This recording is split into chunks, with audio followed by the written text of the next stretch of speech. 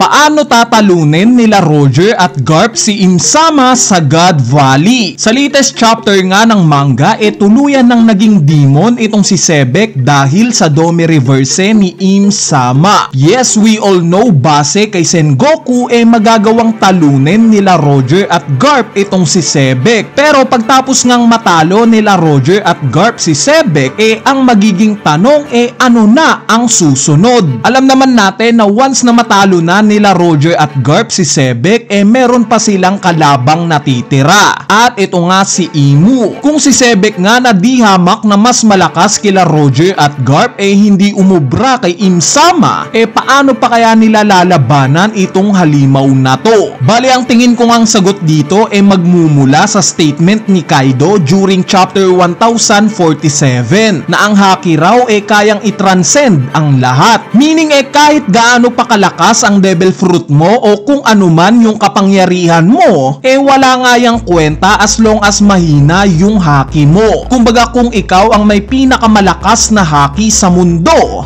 wala nang makakatalo sa'yo. At yes, sa tingin ko nga ito yung susi para matalo si Im-sama, haki. During chapter 1122 nga sa Egghead Island arc napatunayan natin yan. Nakita nga natin kung gaano kahirap ang Straw Hat Pirates pati na itong mga giants sa paglaban sa mga Gorosei. At ano ba ang nakatalo sa mga Gorosei sa moment na to? Diba yung haki ni Joy Boy? Nirelease nga ni Emmet itong sinil na haki ni Joy Boy mula 800 years ago pa. Ang naging resulta nga nito napauwi ng haki na to yung mga Gorosei. At first time na nakita nating nanginig sa takot itong si Im-sama. Natakot siya dahil naramdaman niya itong haki ni Joy Boy. So possible na pagtapos matalo nila Garp at Roger itong si Sebek, ma-achieve ng it's either sa dalawang to yung ganitong level ng haki similar kay Joy Boy. Haki na kayang pauwiin mismo si Im-sama pabalik sa Merijoa. Kumbaga similar sa nangyari sa mga Gorosei na napauwi ni Emmet gamit ang haki ni Joy Boy. At related pa nga rin ito sa statement ni Kaido dahil ang ginawa nga niyang example sa sinabi niyang kayang i-transcend ng haki ang lahat itong mismong si Roger. Tignan nga daw ni Luffy si Roger. Wala daw itong devil fruit pero kaya daw netong i-conquer ang mundo. So possible na during God Valley incident nasaksihan mismo ni Kaido yung lakas ng haki ni Roger. Pwede ngang na-awake ni Roger yung haki similar sa level ng haki ni Joy Boy. At sa sobrang lakas ng haki na to ni Roger, ito yung nagpauwi kay Im-sama pabalik sa Merijoa. Nung masaksihan nga ito ni Kaido, dito niya na-realize na walang kwenta ang devil fruit powers. Dito niya na-realize na haki ang kayang makapag-transcend sa lahat. Anyway, ayan na nga yung maikling analysis natin sa kung paanong matatalo nila Roger at Garp itong si Imu once na mapatumba na nila itong si Rox D. Sebek. Kung sakaling ang natripan nyo itong maikling analysis natin, huwag nyo nang kalimutang pindutin yung like button dahil napakalaking tulong na nga niyang like nyo para sa ating channel. So yun lang,